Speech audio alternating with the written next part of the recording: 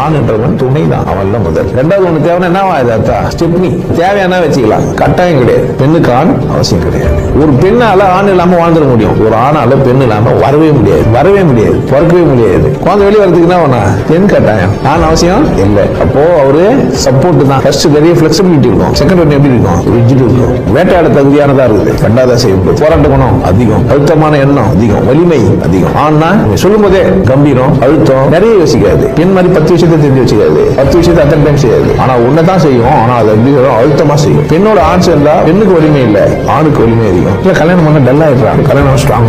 கடவுள் சுதந்திரம் கொடுத்த இடம் ஆண் கிட்ட, படைப்பு தொழில உங்ககிட்ட கொடுத்து வச்சுக்கிறான். நீ எல்லா பொம்பளையும் கர்வமாக்கி வந்துடலாம். ஆனா ஒரு பொம்பளை 10 பேர் கிட்ட போனா யாரு கர்வமானான்னு தெரியும். அதனால திட்டும் பெண்ணை வச்சு திட்டுறான். இவன் மட்டும் அதனால இவன் அம்மாவை திட்டுவான். ஒரு குடும்பம் சரியில்லைன்னா அதுக்கு யார் காரணம்? ஆண் கிடையாது, பெண் தான். பெண் பூ பஞ்சா எல்லாரும் பெண் தான். ஆண் மீசம் வச்சதுனால ஆண் கிடையாது. ஆணுன்றதுக்கு இலக்கணமே இல்லை. எப்ப வேணா ஆண் தன்மை போயிடும். நீ ரொம்ப பெக்யூலியர், நீ எப்பவுமே ஆம்பளை இருக்க முடியாது. எப்பவுமே பொம்பளையாவே இருப்பா. அவன் சீன்னு சொல்லிட்டு அவனால சொல்ல முடியாது. பெண்ணுக்கு அது கிடையாது.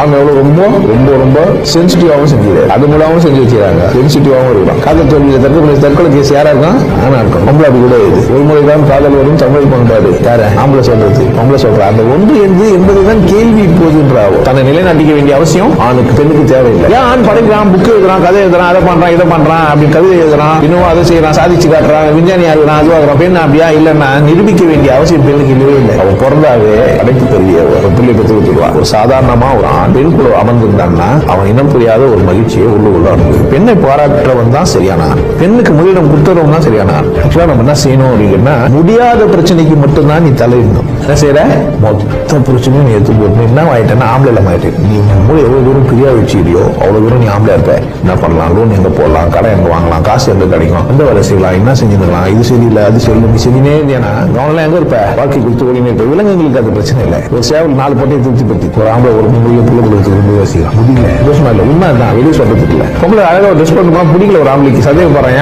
கொண்டாட ஒரு ஆணை விட்டு கொடுக்க முடியுமா ஒரு பொம்பளையால? அப்போ ஆண் படைக்கிறதுக்கும் தன்னை நிரூபிக்கிறதுக்கும் முயற்சி செய்ய வேண்டிய சூழ்நிலையை இயற்கை தந்த மாதிரி நம்ம நினைச்சுக்கிறோம். அந்த வேலையை விட்டுருக்கோம்.